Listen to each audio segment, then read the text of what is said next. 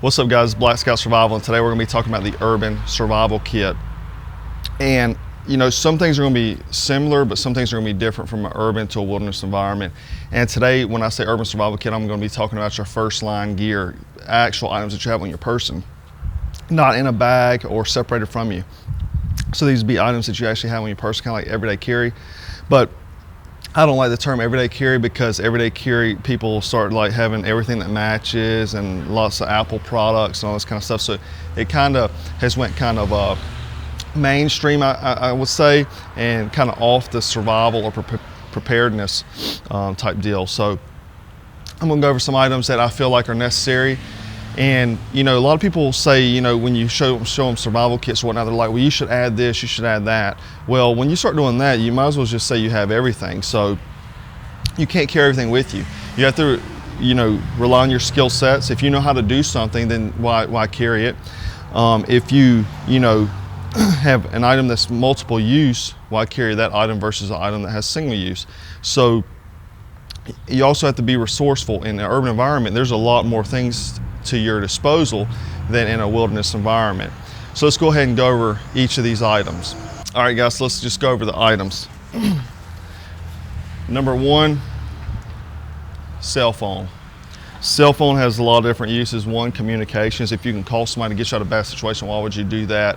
Why wouldn't you do that versus, you know, trying to survive out in an urban area? Cell phones don't work sometimes, so then you can rely on text messaging. But you know, a lot of facets of that, things that could happen to stop you from doing that. The other thing it can be used as a signal mirror, and I'll put a link right here of a video showing you how to use your cell phone as a signal mirror, and actually works better than a signal mirror. So that's number one. Number two, I'm not going to break it out in the middle of public, but a pistol, if you're able to carry one in your state legally, you know, can still carry a weapon holder. But also you want to keep an extra magazine. If not on your person, at least in your second line gear, your day bag, you know, keep it near to you. The next thing, one of the most critical things I think for an urban survival scenario is a multi-tool. And the only brand multi-tool I use is a Leatherman.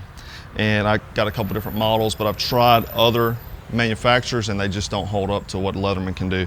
But this one here is the Wave.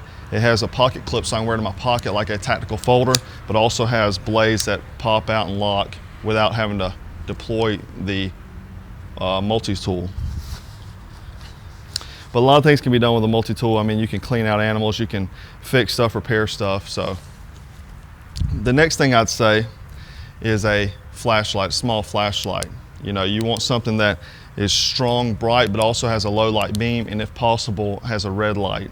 Also, this one, there's a lot of models on the market that will, if I can get it to do it, but will also signal for you. It'll give the SOS strobe or whatnot, and this one does that. But so I can signal for help if need be.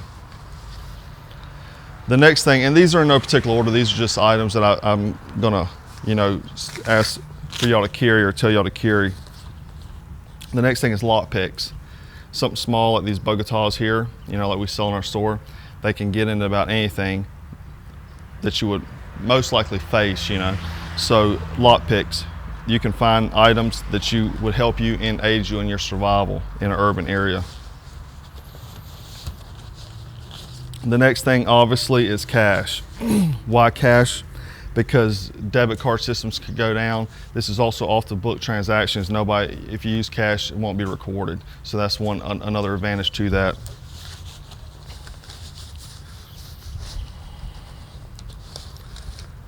The next thing is a big lighter. Ferrocerium rods are great and I use them a lot, but in an urban situation, the Bic would do most anything you need it to do. It's a flame and you can light up material that you find pretty much anywhere.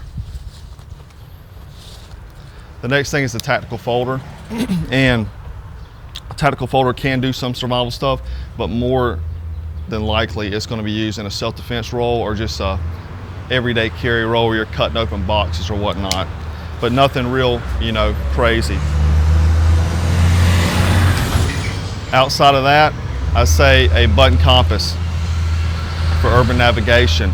You can get these for your keychain, you can get these for on your watch, like this Suunto Core, and it has a compass on there. You can also get the compass that ride on your watch like this, or just keychain, or just a small one like this and put in your pocket to navigate. Because in the city, navigating you can kind of lose track of where you're going because all the alleys and stuff you may be taking. That way it gives you a cardinal direction of where you need to head.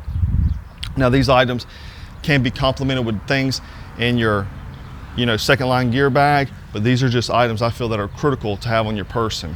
And you could add a lot more stuff to it, take away from it, whatever, based on your skill set. If you don't have a good solid skill set, you may want to add more items. If you can't do a lot of things that a skilled person can do, you may want to add more items to supplement that. And there's nothing wrong with that. It's just something you may have to do. But check out BlackScoutSurvival.com for more tips and tutorials. And if you haven't subscribed, please subscribe. And as always, thanks for watching.